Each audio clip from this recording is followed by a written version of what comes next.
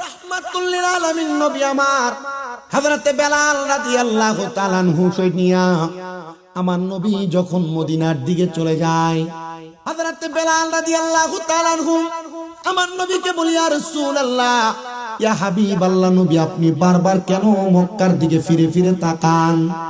নবী আমার চোখ মুবারকের পানি মুবারক গুলো ছেড়ে দিয়েছে, কান্না করে আর ডাক দিয়ে বলে, ইয়া বেলাল, জানো আমার কলিজার টুকরা মা, আমার কলিজার টুকরা আব্বাজান এ মক্কার মাটিতে শোয়া, এজন্য আমি নবী বারবার মক্কার দিকে ফিরে ফিরে তাকাই।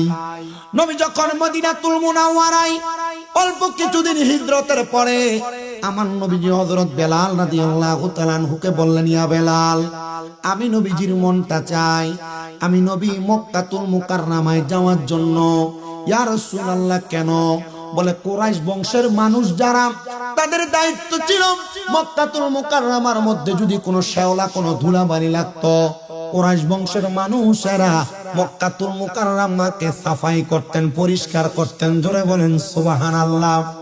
এখনো পর্যন্ত মক্কার জিনেরা বড় বড় বাচ্চা, তারা যখন মক্কাতুল মুকাররমার মধ্যে যায়, তারা তাদের নিজের গায়ে রাজকান দিয়ে, নিজের গায়ে জুব্বা দিয়া মক্কাতুল মুকাররমাকে মুছতে মুছতে মুছতে মুছতে থাকে। আমি হজে যাওয়ার পরেও দেখছি মক্কাতুল মুকাররমার বাহিরের অংশটাকে প্রতি ওয়াক্ত নামাজের পরবর্তী সময়ে অথবা নামাজের মধ্যে যখন মানুষ দাঁড়ায় দেবে আযানের সময়, মক্কাতুল মুকাররমার যারা মুতওয়া, যারা পুলিশ আছে, তারা আতর লাগায়া লাগায়া মক্কাতুল মুকাররমার সুন্দর করে, মক্কাতুল মুকাররমারে তারা সাফাই করে। শুধু তাই নয়, যে কালো পাথর, ওই সুমা পাথরের মধ্যে তারা ওই সুন্দর সুন্দর আতরটা লাগায়া দেয়। এ মুসলমান ইমানদার, এ পর্দার অন্তরালের আমার মা, আমার নবীজি রাহমাতুল লিল আলামিন নবীজির বাবা হযরত আব্দুল্লাহ সহ নবীজির আরো 9 জন চাচা ছিলেন, তারাও কিন্তু মক্কাতুল মুকাররমা পরিষ্কার করেছিলেন। আমার নবীজির কলিজার টুকরা দাদা হযরতে আব্দুল মুত্তালিব, উনিও কিন্তু মক্কাতুল মুকাররমা সাফা করেছিলেন। নবীজির কলিজার টুকরা দাদার অন্যান্য বংশধর যারা, তারাও মক্কাতুল মুকাররমা সাফা আর পরিষ্কার করেছিলেন। ইয়া রাসূলুল্লাহ, আপনিও কি সেই ধারাবাহিকতা রক্ষা করেছেন? আমার নবী রহমতের নবী বলেন, আমি নবী যখন থেকে মক্কাতুল মুকাররমাকে আমি পরিষ্কার করতে লাগলাম, আমি একা একা করি নাই, আমার সঙ্গে আমার সাহাবায়ে কেরাম করেছে। ও বাবা, নাগেরচর এলাকার মসজিদ যদি একটু অপরিষ্কার হয়ে যায়, ইমাম সাহেব দেয়া মুসল্লিরা ধমক দেয়, মুয়াজ্জিনরা ধমক দেয়, মুয়াজ্জিন সাহেব দেখেন না ধুলাবালি পড়ে আছে, আপনার কি মনটা চায় না আপনি কি এগুলো একটু পরিষ্কার করতে? আপনাদের কাছে করজোড়ে আবদার, আল্লাহর ঘর মসজিদকে যারা পরিচ্ছন্ন রাখবে, আল্লাহ তাআলা তাদের জন্য জান্নাতে সুন্দর বালাখানার ব্যবস্থা করে রাখবে। নবী আমার ডাক দিয়ে কয়, বেলাল চলো, আমি নবী তোমাকে নিয়ে চলে যাব দুনিয়ার জমিনের মক্কাতুল মুকাররমায়। ওই মক্কাতুল মুকাররমার মধ্যে যাইয়া আমি নবীজি মক্কাতুল মুকাররমা পরিষ্কার করব। রাহমাতুল লিল আলামিন নবী হযরত বেলাল হাবশিকে নিয়ে চলে গেলেন মদিনাতুল মুনাওয়ারা, মক্কাতুল মুকাররমার মধ্যে। এবার বেলাল হাবশি মক্কাতুল মুকাররমার মধ্যে মক্কার সাইডগুলো পরিষ্কার করতেছে। আমার ডাক দিয়ে বলতেছে, জগতের মানুষ, হযরত বেলাল যখন মক্কাতুল মুকাররমাটা পরিষ্কার করে, আমি নবী চারদিক দিয়ে দেখতেছিলাম, তো মক্কাতুল মুকাররমার উপরের অংশ তো পরিষ্কার করা লাগবে। হযরত বেলাল রাদিয়াল্লাহু তাআলা করে আমার নবী বলে, বেলাল তুমি মক্কাতুল মুকাররমার উপরের অংশটা পরিষ্কার করো না। ইয়া রাসূলুল্লাহ, মক্কাতুল মুকাররমার উপরের অংশটা কেমনে পরিষ্কার করব? বলে, বেলাল আমি নবীজি এখানে একটু উরু হয়ে বসবো, আর তুমি বেলাল আমি নবীজির পেট মোবারক, কাঁধ মোবারকে পা রাইখা তুমি এই মক্কাতুল মুকাররমারে পরিষ্কার করবা। বেলাল বলে, ইয়া রাসূলুল্লাহ, ফিদাকা বি ওয়া উম্মি, ইয়া রাসূলুল্লাহ আমার মা বাবা আপনার কদমে কুরবান হোক, আপনি নবীর কাঁধ মোবারকের মধ্যে আমার কদম আমি রাখতে পারবো না। আমার নবী ডাক দিয়ে কয়, বেলাল আমি নবী অনুমতি দিয়েছি, তুমি কদম রাখো আর মক্কাতুল মুকাররমা পরিষ্কার করো। হযরত বেলাল দ্বিতীয়বার নিষেধ করলেন। আমার নবীজি হযরত বেলাল রাদিয়াল্লাহু তাআলা করে ডাক দিয়ে বললেন, ইয়া বেলাল, তুমি চিন্তা কইরো না, আমি রহমতের নবী তোমার অনুমতি প্রদান করলাম। হযরত বেলাল বলে, যখন আমার নবী আমাকে তিনবার বলতে লাগলেন, আমি নবীজির কাঁধ মুবারকের মধ্যে উঠা আল্লাহ তাআলার কাবা ঘরটা পরিষ্কার করতে যাব। হযরত বেলাল ডাক দিয়ে কয়, জগতের মানুষ, আমি যখন আমার নবীজির কাঁধ মুবারকে দাঁড়াইলাম, আমি ডাক দিয়ে কইলাম, ইয়া রাসূলুল্লাহ, নবী আমার আপনি কি দেখান গো নবী, আমার নূরের নবী, রহমতের নবী। কয়, বেলাল কি দেখো?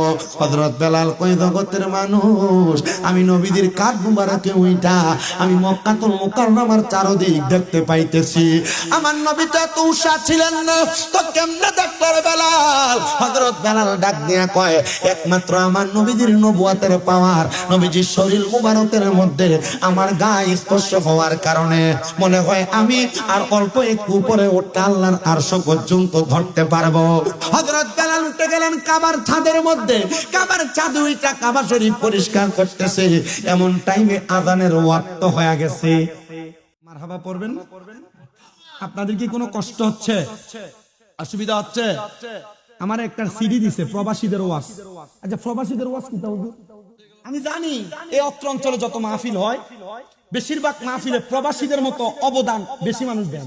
কথা ঠিক আছে না? গত বছর না 30 না 20 একটা দাগ আছিল প্রবাসীরা, ঠিক না? প্রবাসীদের একটা অনুদান থাকে। আমি প্রবাসীদের জন্য আমার প্রত্যেক মাহফিলের মুনাজাতে দোয়া করি। প্রত্যেক, এমন কোন মুনাজাত নাই। আজকে হ্যাঁ দেখছেন ইব্রাহিম সৌদি আরব প্রবাসী মাহফিলে ভালো একটা সহযোগিতা করছে দোয়া করার জন্য। অবশ্যই আগামী বছরও করবে। এটা যারা দান করার লোক এরা চালাক মানুষ। যারা দান করে এরা কি, আমরা কথা বলি, যারা দান করে এরা কি? কারণ আল্লাহর নবী হাদিসে মুবারাকে কয়, সাখিউ হাবিবুল্লাহ, দানকারী হলো আল্লাহর বন্ধু। আচ্ছা, আমরা কি আল্লাহর বন্ধু হইতে চাই না? কেডা কেডা চান? হাত তোলেন তো। এটা আদাও লাগবে না, বারা হাত তোলেন। সবাই চাই কিনা? হাত নামান।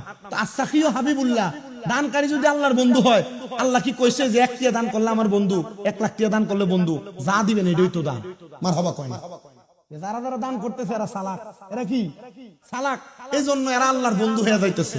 আমি ইনশাআল্লাহ চেষ্টা করব প্রবাসীদের জন্য একটু খাস করে দোয়া করতে।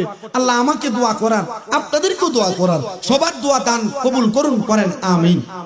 আমি আমার ওই যে বললাম প্রবাসীদের জন্য, আজকে আমার মসজিদের যিনি সেক্রেটারি, আপনাদের এলাকার জামাই কিন্তু জয়পুর না ভাই, জনাব মমিনুল হক ভাই, ওনার শ্বশুর বাড়ি জয়পুর।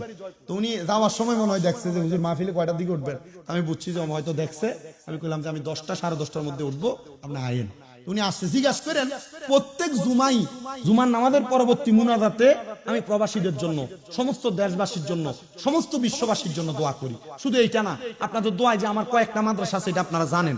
আমার মাদ্রাসার ছাত্ররা প্রত্যেক দিন আসরের নামাজের পরে আমার ছাত্ররা খতমে খাজা গান পড়া দেশবাসীর জন্য দোয়া করে, তাহাজ্জুদ নামাজ পড়া দেশবাসীর জন্য দোয়া করে। আপনি কি চিন্তা করেন? আজটা দোয়ার কল লইয়াছেন আপনার? আলহামদুলিল্লাহ জোরে কয় না, একটা কইছে। আপনি কি এলাকা সর্দার টর্দার হইেন নাকি? সালাক মানুষ যাই লেগে বোঝায় আলহামদুলিল্লাহ কইলেছেন, আগে আগে সওয়াব লইলেছে। আল্লাহ কবুল করুক। আমিনটা কোন জোরে, মুহাব্বতে কোন না জোরায় আমিন। তো বেলাল রাদিয়াল্লাহু তাআলা আনহু যখন মসজিদে হারাম কাবা শরীফের ছাদে উঠে গেছেন, কিসের ওয়াক্ত হইছে? আযানের। কোন না কিসের? বেলাল রাদিয়াল্লাহু তাআলা আনহু বলে, ইয়া রাসূলুল্লাহ, তো আযানের যে ওয়াক্ত হইছে, আগে নিচে থাকলে কাবার দিকে ফিরে আযান দিতাম, পূর্ব দিকে থাকলে পশ্চিম দিকে ফিরা, পশ্চিম দিকে থাকলে পূর্ব দিকে ফিরা, উত্তর দিকে থাকলে দক্ষিণে ফিরা, দক্ষিণে থাকলে উত্তরে ফিরে। ইয়া রাসূলুল্লাহ, এখন যে কাবা আমার ফাইন নিছে, আমি কোন দিকে ফিরে আযান দিতাম? সুবহানাল্লাহ নাই। হযরত বেলাল ভালোবেসে পাইলো তোমারে, ওই বেলালের মতো পাগল বানাও আমারে প্রিয় হাবিব, পাগলের রাখছো কেন দূরে? বলেন, হে প্রিয় হাবিব, পাগলের রাখছো কেন দূরে? হে প্রিয় হাবিব, পাগলের রাখছো। পাগল ছিল ওয়াসকরণী জুব্বা দিলা তারে, আমি পাগলা কি দোষ করলাম রাখলা দূরেতে?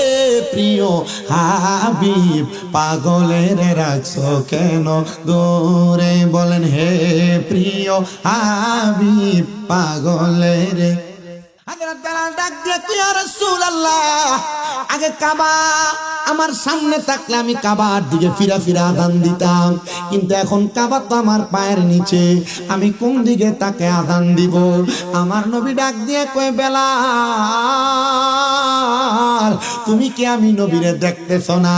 তুমি কি জানো না তোমার নবী হইল কাবারও কাবা? তুমি আমি নবীর দিকে ফিরা আযান দাও। হযরত বেলাল বলে, জগতের মানুষ, আমি আমার নবীর দিকে ফিরে আযান দিতে লাগলাম। আল্লাহু আকবার, আল্লাহু আকবার, আশহাদু আল্লা ইলাহা ইল্লাল্লাহ, আশহাদু আল্লা ইলাহা ইল্লাল্লাহ। আমি যখন আশহাদু আন্না মুহাম্মাদার রাসূলুল্লাহ বলতেছিলাম, এমন টাইমে দেখলাম আমার নবীজি আমার সামনে থেকে ডান দিকে হাঁটতেছে। আমি চিন্তা করলাম, এতদিন কাবা সামনে থাকলে ফিরা ফিরা আযান দিতাম, আজকে আমার নবীরে কাবারও কাবা জানলাম, আমি আমার নবীর দিকে ফিরে আযান দিতে লাগলাম। এখন তো দেখতেছি কাবা আমার সামনে দিয়ে হাঁটতেছে, আমি আবার কোন দিকে ফিরে আযান দিব? আমি তৃষ্ণা পাইয়া আমার নবীর দিকে ফিরা, আমার নবীদের দিকে যায়, আমি বেলাল সেই দিকে ফিরা ফিরা আযান দিতেছি। ও বেলাল, কেন আমার নবীর এত ভালোবাসতা, কেন মোহাব্বত করতা গো? হযরত বেলাল কয়, আমার ধর্ম তো ইসলাম ছিল না, আমার আব্বা ইহুদি ছিল, আমার মা ইহুদি ছিল। আমি বেলাল ইসলাম ধর্ম গ্রহণ করার আগে আমার আব্বা আম্মারা তারা মূর্তি পূজা করত। আমার দয়াল নবী রাহমাতুল লিল আলামিন নবী যখন মদিনাতুল মুনাওয়ারা এলাকায় ইসলামের দাওয়াত দিতে লাগলেন, আমি বেলাল আড়াল থেকে দাঁড়ায়া দাঁড়ায়া আমার নবীজির জবান মুবারকের কথাগুলো শুনতাম। এত ভালো লাগে, এত মায়া লাগে। রহমতের নবীর জবান মুবারকের কথা শুনতে পারলে বড় ভালো লাগতো। এ পর্দার অন্তরালের আমার মা, এ মুরব্বী বাবা, এ যুবক ভাই, আমি তোমাদের সবার কাছে আবদার করব, ওই নবীর আমরা তো চোখ দিয়া দেখি নাই, নবীর কথা বারবার বারবার শুনেছি, আপনাদের কাছে আবদার জানাই। আমার নবী কয়, মান যারা কবরি ওয়াজাবাত লাহু শাফাআতি ইয়াউমাল কিয়ামা, যেই ব্যক্তি আমি নবীর রওজা মুবারক জিয়ারত করলো, তার জন্য সুপারিশ করা আমি নবীর জন্য ওয়াজিব হয়ে যায়। বর্তমান স্বর্ণের বাজার মূল্য 2,10,000 টাকা, 16,000 টাকা, কিন্তু আপনারা মক্কা মদিনা যাইতে 1,40,50,000 টাকা লাগবে। আপনার জানাই, যেই নবী তোমার জন্য উম্মতি উম্মতি বলছে, ওই নবীর রওজা মুবারক দেখার জন্য তোমরা চইলা দাও। এ বিদেশির বউরা, তোমার জামাইয়ের কাছে তুমি প্রতি বছর 1 ভরি 2 ভরি স্বর্ণ চাও, তোমার জামাই বিদেশ থেকে আসার সময় স্বর্ণের আংটি আর গলার চেন চাও। আমি তোমার কাছে বলবো গো মা, স্বামীর কাছে টাকা পয়সা সম্পত্তি না চাইয়া, স্বর্ণ গয়না না চাইয়া, তোমরা একটু মক্কা মদিনার টিকেটটা চাও। এ যুবক ভাই, কক্সবাজার ট্যুর দেওয়ার জন্য 10-15-20,000 টাকা তুমি খরচ করো, আমি আবদার করবো রে যুবক, এই টাকাটা জমায়া মক্কা মদিনার টিকেটটা কিনো।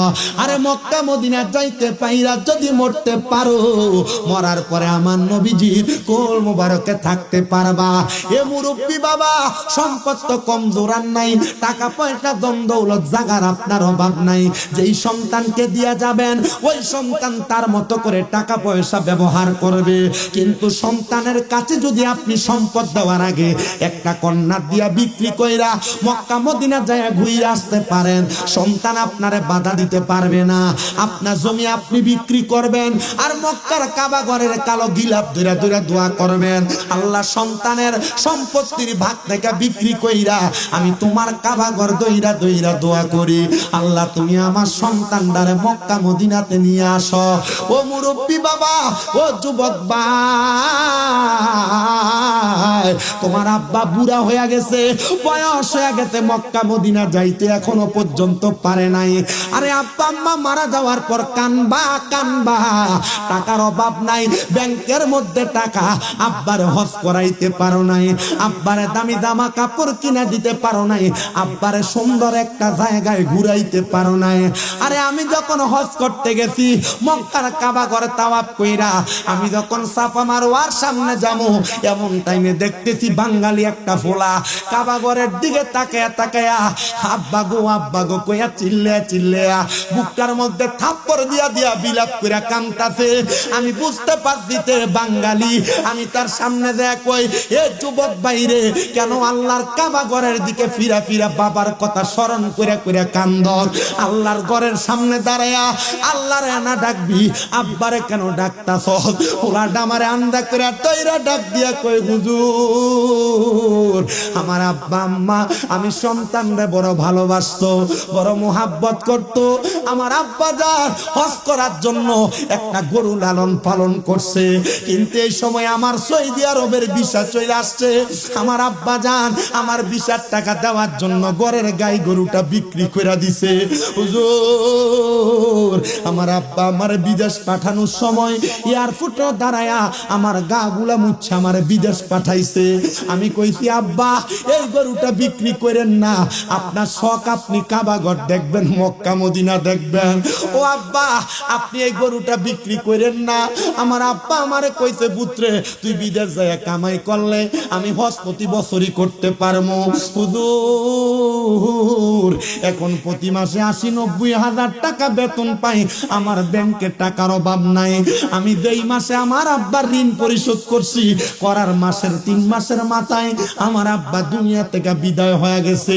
হুজুর আমার ব্যাংকে টাকার অভাব নাই, আমার আব্বার বড় অভাব। আমি প্রবাসী হইয়া আমার আব্বা জানটারে আমি হজ করাইতে পারি নাই। হুজুর মনে করছিলাম আমি আমার মাটারে হজ করাইমু। আমার মাটারে যেই দিন আমি বলছি, ওগো মা আপনি হজ করতে আসবেন, আমি আমার টাকা দিয়া আপনারে হজ করামো। হুজুর আমার মার ভিসা হয়ে গেছে, বিমানের টিকিট হয়ে গেছে। যেই দিন আমার মা মক্কাতে আসবে ওই দিন রাত্রবেলা আমার মা ঘরের মধ্যে ঘুমন্ত অবস্থায় মহিলা পইরা রইছে। হুজুর আমি এখন আজকে 4 বছর হইছে বাড়িতে যাই না। আমি বাড়িতে যাইয়া কার মুখ দেখবো? আমি আমার আব্বারও দেখি না, আমার আম্মারও দেখি না। আমি বাড়িতে কারোর কাছে ফোন কল দেই না। আমি কার চেহারা দেখবো রে? আমি ভিডিও কল দিলে আমার মারে দেখতাম না, বাপরে দেখতাম না। আমি জানি আজকে নাগের সর এলাকায় বহু পোলাপান বসছে, তার আব্বা কবরে। এ সন্তান আব্বা রক্তরে পানি কইরা তোমারে মানুষ বানাইছে, এখন আব্বা জান কবরের বাসিন্দা। আরে তোমার টাকার অভাব নাই, আব্বার একটা দামি কাপড় দামি লুঙ্গি পরাইতে পারো না। ও আব্বা কবরে কেমনে শুয়া রইছে। আব্বা বিদেশে থাকলে ভিডিও কলেই মুতে দেইকা কথা বলা যায়। আব্বারে এমন একটা কবরে শোয়া দিয়ে আসছে রে সন্তান, আব্বা কেমন আছে একবারও খবর নিতে পারো না। বাবা তুমি কেমন আছো ছোট মাটির ঘরে? তোমার কথা হৃদয় মাঝে পড়ছে বারে বারে। বাবা গো ও বাবা, বাবা গো ও বাবা, ভালোবাসি তোমায় বাবা, বুকটা যে যাইছি রে। তোমার কথা হৃদয় মাঝে পড়ছে বারে বারে। এ সন্তান আগে কোনো অন্যায় করলে বাবা দমক দিয়া বাড়িতে নিয়ে যাইতো, এখন অন্যায় করা লাগে না, কেউ দি তোমার ডাক দিয়া ঘরে নিয়ে যায় না। একবার চিন্তা করছো নি রে সন্তান, ওই আব্বা জান তোমার কবরের বাসিন্দা, ওই আব্বা জান তোমার কবরে শুয়া রইতে। আল্লাহ আজকে নাগের সরে পর্দার অন্তরালে কত মাইয়ারা বৈশা রইছে, তার বাপ দুনিয়াতে নাই। এমন অনেক সন্তান বসছে, মুরব্বী বাবারা আব্বার গোরস্থানের সামনে নিলে আব্বার কবর কোনটা চিনিয়ে দিতে পারবেন না। কবরটা কয় বিলীন হয়ে গেছে, আব্বা জান কবরের বাসিন্দা। আরে আমি জানি অনেক সন্তান এখানে বসছে তার আর মা নাই। ও সন্তান, ওই মা কবরের বাসিন্দা, মার গলার চেনটা বন্ধক দিয়া তোমারে বিদেশ পাঠাইছিল।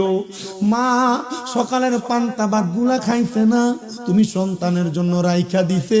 আমার ফুতের ওই দিদি আইলে ভাতটা খাইলে তার কলিজাটা ঠান্ডা হইব।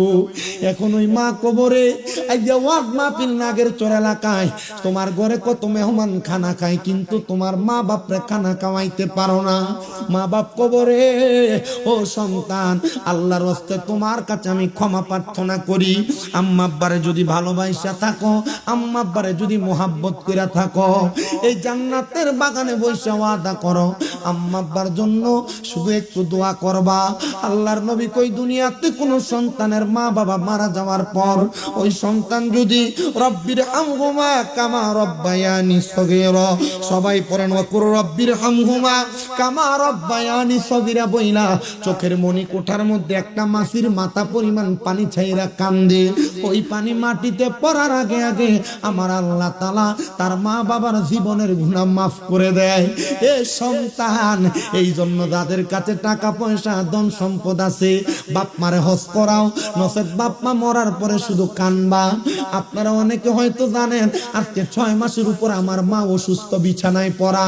আমি আমার আম্মারে কইছি, মা আপনি সুস্থ হওয়ার পরে আমি সন্তান একটা ওয়াদা করছি গো মা, আপনি যখন পরিপূর্ণ হাঁটতে পারবেন আপনারে নিয়ে, আমার আব্বারে নিয়ে, ছোট ভাইটারে নিয়ে আমি আগে মক্কা মদিনা যাই আপনারে হজ করামু। আমি টাকার চিন্তা করব না, পয়সার চিন্তা করব না, কারণ আমি জানি আমার মা বাপ যদি খুশি থাকে, টাকা পয়সা ধন সম্পদ আমার পেছনে পেছনে দৌড়াবে। জানেননি রে বাবারা, জানেননি রে যুবক বন্ধুরা, এই জন্য আমি আপনাদের কাছে কথাগুলা বলতেছি। আপনারা মা বাপরে গুরুত্ব দিবেন, মা বাপরে মোহাব্বত করবেন, মা বাপরে দাম দিবেন। আজকে ওই নাগের চর এলাকার কোন পোলা জানি দুবাই থেকে আমারে কল দিয়া বলছে, হুজুর আমরা এলাকার মাহফিলে যাইয়া আমার আব্বার জন্য একটু খাস করে দোয়া করবেন। আমার আব্বা জান দুনিয়াতে নাই, হুজুর আমার আব্বার জন্য দোয়া করলে আমি আপনার জন্য মক্কা মদিনায় দোয়া করব। আমি চিন্তা করলাম মা বাপরে কত ভালোবাসার কারণে একটা সন্তান অপরিচিত আলেম রে ফোন দিয়া বাপ মার জন্য দোয়া চাই। এবার আমি আপনাদেরকে যেই ওয়াজের দ্বারাই ছিলাম ওই ওয়াজটা বোঝানোর চেষ্টা করি। হযরত বেলাল বলে, আমার মা আমার আব্বা জান আমার ইসলাম ধর্মটা পছন্দ করতেন না।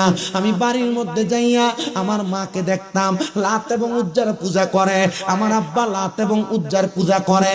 হযরত বেলাল বলে, আমার নবী যেদিন ইসলামের দাওয়াত দেয়, নামাজের দাওয়াত দেয়, আমি নবীদের দিকে তাকায় তাকায় নামাজ শিখে গেছি। সুবহান, আর মুহাব্বত এখন না সুবহানাল্লাহ।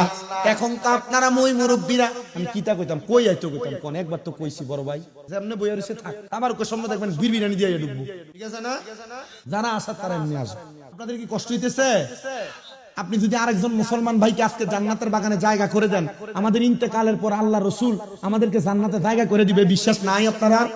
তো বিশ্বাস যদি থাকে আমার সাথে নবীজির একটা শান পড়েন, আর একটু কষ্ট করে সামনের দিকে আসেন, সবাই পড়েন, আমি তোমার প্রেমের ভিখারি ইয়া রাসূলুল্লাহ, আমি তোমার প্রেমের ভিখারি, বলেন আমি তোমার প্রেমের ভিখারি ইয়া রাসূলুল্লাহ, আমি তোমার প্রেমের ভিখারি, তোমারই প্রেমের গো রাসূল হয় না তুলনা, হয় না তুলনা গো রাসূল হয় না তুলনা, তোমারই প্রেমের গো। তুমি চা খাইলো এত কি দিলো মন, তুমি চা খাইলে, তোমারই প্রেমের গো রাসূল হয় না তুলনা, হয় না তুলনা গো রাসূল হয় না তুলনা, তোমার প্রেমে জিন্দা হইল, তোমার প্রেমে জিন্দা হইল উস্তুনে হান্নানা ইয়া রাসূলুল্লাহ, আমি তোমার প্রেমের ভিখারি, বলেন আমি তোমার প্রেমের ইয়া রাসূলুল্লাহ আমি তোমার প্রেমের ভিখারি, তোমার প্রেমেতে আমার কলিজায় আঙ্গার, কলিজায় আঙ্গার গো রাসূল, কলিজায় আঙ্গার, তোমারই প্রেমেতে আমার কলিজায় আঙ্গার, কলিজায় আঙ্গার গো রাসূল, কলিজায় আঙ্গার। দেখা দিয়া শান্ত করো, দেখা দিয়ে শান্ত করো সাকিয়ে কাউসার ইয়া রাসূলুল্লাহ আমি তোমার, সবাই তো মুহাব্বতে কর না, আমি তোমার ইয়া রাসূলুল্লাহ আমি তোমার প্রেমের ভিখারি, হেজাব উঠাও দিদারে দেখাও ধন্য করো মোরে, ধন্য করো মোরে গো রাসূল, ধন্য করো মোরে, হেজাব উঠাও দিদারে দেখাও ধন্য করো মোরে, ধন্য করো মোরে গো রাসূল, ধন্য করো মোরে। তোমার দিদার বিগনে পরাণ যে বাঁচে না ইয়া রাসূলুল্লাহ আমি তোমার প্রেমের ভিখারি, বলেন আমরা তোমার প্রেমের ইয়া রাসূলুল্লাহ আমরা তোমার প্রেমের ভিখারি। বলেন নবীর প্রেমের ভিখারি হলে অসুবিধা হবে বাবারা? কারা নবীর প্রেমের ভিখারি হইতে চান দুইটা হাত তুলে দেখান, এই দুইটা হাতকে লাড়া দেনার পরেন আমি তোমার প্রেমের ভিখারি ইয়া রাসূলুল্লাহ আমি তোমার প্রেমের ভিখারি, বলেন আমি তোমার ইয়া রাসূলুল্লাহ আমরা তোমার প্রেমের ভিখারি। একটা জবান বন্ধ রাখবেন না, চিৎকার মেরে বলেন ইয়া রাসূলুল্লাহ।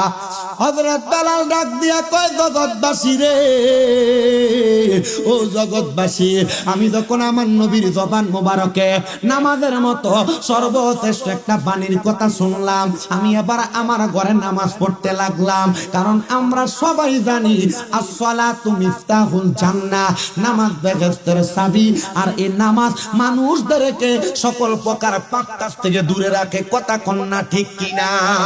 হযরত বেলাল ডাক, বেলালের ওয়াজ আর কিচ্ছা চলে না নামাজের ওয়াজ চলে, তা বুঝতে পারছেন তো আপনারা? এই হযরত বেলাল রাদিয়াল্লাহু তাআলা এই ঘটনা আল্লাহ রাসূল হাদিস শরীফে বলছেন। আল বিদায়া ওয়ান নিহায়া 14 খণ্ডের একটা কিতাব ইসলামিক ফাউন্ডেশন কর্তৃক ছাপানো আমার ঘরে আছে, সুন্দর করে উঠাইতেছে। তাহলে তা বলেন সুন্নিদের মাহফিলে নামাজের কথা আছে না, রোজার কথা, হজের কথা, নবী প্রেমের কথা, মা বাবার খেদমতের কথা, গান বাজনার কথা, জোরে কয় না, জোরে কয় না, না না এটা জোরে কইলে তো অসুবিধা, কারণ এই তিতাস এলাকার বহু জায়গার ভিতরে পিছন দিয়ে লাম লাগাইছে উরুস মোবারক আর বেরিয়ে তেনে গান বাজনা করে। কথা বল না কেন? ঠিক না বেঠে? আর এদের কারণে সুন্নিদেরকে বন্ড বলে। কথা বল না কেন? আর আপনারা যারা ঠিক ঠিক করেন আপনারা সামনে দিয়ে দেবে বেটি কোমর না সারি ডাল সামনে লেগে দেয় বই। কথা মানে এডি দিনজুর কো ঠিক বলে, জোরে কোন না ঠিক নেই। উরুস মুবারকের নাম দিয়া যারা মহিলা শিল্পী দিয়া, বেড়া শিল্পী দিয়া, বাউল গানের আসর কইরা ইসলামের নামে উরুস মুবারকের নামে ভণ্ডামি করে, এরা কখনো সুন্নি হতে পারে না, এরা ভণ্ড। এদেরকে মুসলমানের নাম থেকে খারিজ করা হলো। ডান হাত তুলে বলেন ঠিক কি না? মুসলমান দাবি করবা, সুন্নি দাবি করবা, নাম দিবা উরুস মুবারক। উরুস মুবারক মানে মিলন মেলা। উরুস মুবারকের মধ্যে মিলন হবে কাদের? আল্লাহর আউলিয়া কেরাম যারা, আল্লাহর ওলির বন্ধু যারা, আল্লাহর ওলির মুরিদ যারা, আল্লাহর ওলির ভক্ত যারা, তারা সেখানে আইসা কোরআন পড়বে, দোয়া দুরুদ পড়বে, জিকির করবে, ওয়াজ মাহফিল শুনবে। তুমি লাগাই দিছ সমালোচকর গান, তুই গান লাগাইছ কপালে গেলে তোরও বাইরে। কথা কয় না ঠিক না বেঠে? আর আপনারা যারা ঠিক ঠিক কইতাছেন আবার গানের ভিতরেও যান, মাইকটা কেমন হইব? কথা কয় না শুনুন, পেটিন দিয়ে গান করা। আল্লাহ বুঝার তৌফিক দান করুন। আরো জোরে কোন আমিন। বলে হুজুর এটাতে বললেন আমরা গায়ে পড়লো, বাবা গায়ে পড়লে কিছু করার নাই, আপনি হক কথা মানবেন, হক পথে চলবেন। বলে হুজুর এটা সামা কাওয়ালি। সামা কাওয়ালি কি জায়েজ আছে, কিন্তু আপনি সামার মতো সামা করতেই তো পারেন না। কথা কয় না? সামা কাওয়ালি যেটা, এটার মধ্যে শালীনতা থাকবে, ভদ্রতা থাকবে। যে ব্যক্তি সামা কাওয়ালি করবে নামাজি হবে। আর যেটা রান্না গান কওয়ার লাগে আপনি স্টেজে দাঁড় করান, এটা গাঞ্জা খাই স্টেজে না উঠলে এটার গলা দিয়ে কথাই হয় না। এটা গাঞ্জা খাই আর এটা খাইছে যেটা কি জানি একটা ফেন্সিডিল না গান জানা খেয়ে স্টেজে দুইটা গান না গাইলে এটা গলা দিয়ে গানের সুর হইয়াই না, তাল হইয়াই না। তো এটা কিসের শিল্পী হইলো? এটা শিল্পী না, এটা কাওয়ালি করিন না, নবীর সাংঘাই, এটা বন্ড। এদেরকে বয়কট করা লাগবে। এদের কোনো স্থান সুন্নিয়তের মধ্যে নাই। কথা বলেন ঠিক কিনা? সুন্নিয়তের নাম দিয়া, উরুস মুবারকের নাম দিয়া তারা বেডি দিয়া বাউল গান করায়, এরা ভণ্ড। এদের সাথে সুন্নিদের কোনো সম্পর্ক নাই। আল্লাহ যেন এদের থেকে আমাদেরকে হেফাজতে রাখে। জোরে বলেন আমিন। হযরত বেলাল ডাক দিয়া কয়, জগৎবাসী, আমি নবীর কথা মোতাবেক নামাজ পড়তে লাগলাম। বেলালের মা কি আসলে মুসলমান না ইহুদি?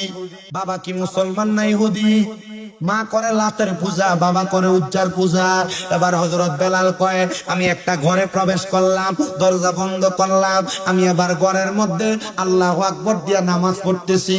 আমার আব্বা আমার আম্মা জান একদিন, 2 দিন, 3 দিন করে ফলো করতে লাগলেন। হযরত বেলালের আব্বা কয়, আমি আবার বেলালের ঘরের সামনে যাইয়া দরজার কানের সাথে কান লাগিয়ে শুনতেছি বেলাল কি যেন পড়তেছে। আল্লাহু আকবার, এক আল্লাহর ধ্বনি পড়তেছে। আমার কাছে ভালো লাগলো না। আমাদের বাপ দাদার ধর্ম মূর্তি পূজা করা, বাপ দাদার ধর্ম মূর্তিকে সেজদা করা, আগুনের পূজা করা, মাছের পূজা করা, গাছের পূজা করা। দেখবেন হিন্দু ধর্ম, সনাতন ধর্মাবলম্বীরা তুলসী গাছের পূজা করে, আগুনের পূজা করে, সূর্যের পূজা করে, মাছের পূজা করে। দেখবেন মূর্তি বানাইয়া মূর্তির পূজা করে। ও সনাতন ধর্মের ভাইয়েরা, আমি তোমার বিরোধী না। আমি চাই না তুমি আগুনে জ্বলো, আমি চাই না তুমি দুজকে জ্বলো, আমি চাই না তুমি নরকে যাও। কি মূর্তির পূজা তুমি করলা আমার বুঝে আসতেছে না। এই মূর্তিরে তুমি নিজে বানাইলা, তোমার মতো একজন মূর্তি পূজারক মূর্তি বানাইলো, আবার এই মূর্তির সামনে পূজা দিলা, আবার এই মূর্তির সামনে খানা দিলা। কোন প্রভুর পূজা করো? ওই প্রভু নিজেও নড়তে পারে না। ওই প্রভুরে নিজে নিয়ে মাঠ পানির মধ্যে ফালাও, নিজে আবার পাড়াইয়া পানিতে দাও, মাটির মাধ্যমে গইলা যায়। আরে সৃষ্টি যদি স্রষ্টাকে বানায়, এটা স্রষ্টা না। স্রষ্টা সৃষ্টিকে বানায়, সৃষ্টি স্রষ্টার সন্ধান পায় না। স্রষ্টার সন্ধানের আশায় সৃষ্টি স্রষ্টার ইবাদত করে, এটাই না ধর্ম। তো তুমি কোন ধর্মের পূজা করো? আরে আপনাদের দুয়ার বরকতে আমি এক এক করে 3 জন বিধর্মীর হাতে ইসলাম ধর্ম পড়াই, ইসলাম ধর্ম গ্রহণ করাইছি। এর মধ্যে একটারে আমি প্রশ্ন করছি, তুই কে লাগে ইসলাম ধর্ম গ্রহণ করো? এ আমার উত্তর দেয়, হুজুর আমার আব্বা জান আমারে বড় কষ্ট করে মানুষ করছে। আমার আব্বার মারা যাওয়ার পরে আমারে যখন চিতাখানায় নিছে, আমি এর আগে কোনোদিন চিতাখানায় যাই নাই। আমার আব্বারে অনেকগুলা লাকড়ির উপর শোয়া, আমার আব্বার লাশ শোয়া রাখছে। আমার হাতে আগুনের একটা কুণ্ডলি দিয়া আমারে বলতেছে আমি আমার আব্বার মুখে আগুন দিতে। হুজুর তখনই আমার কলিজাতে লাগছে, আর কি ধর্ম আমি পালন করি? যেই বাপ আমারে কষ্ট করে জন্ম দিল, যেই বাপ রক্ত পানি করে মানুষ করলো, ওই বাপের মুখে যদি যেই ধর্ম পালন করলে আগুন দেওয়া লাগে, এই ধর্ম সত্য ধর্ম না। যেই ধর্ম বাপরে মাটি দিয়া সুন্দর করে কবরে রাইখা বাপরে সুন্দর করে শোয়া দিয়ে আসা হয়, এটাই না ধর্ম। হুজুর আমি এটা থেকে ইসলাম ধর্ম গ্রহণ করেছি। ও সনাতন ধর্মাবলম্বী ভাইয়েরা, যদি আমার কথাগুলা শোনো, আমি তোমার ধর্মের বিরোধিতা করি না। আমি শুধু তোমার বিবেককে প্রশ্ন করো, তুমি তোমার বিবেককে জিজ্ঞাসা করো, যে ধর্ম গ্রহণ করার কারণে তুমি নিজের আব্বা মৃত্যুবরণ করার পর আব্বার মুখে আগুন দেওয়া লাগে, এটা ধর্ম কেমনে হয় আমার বুঝে আসে না।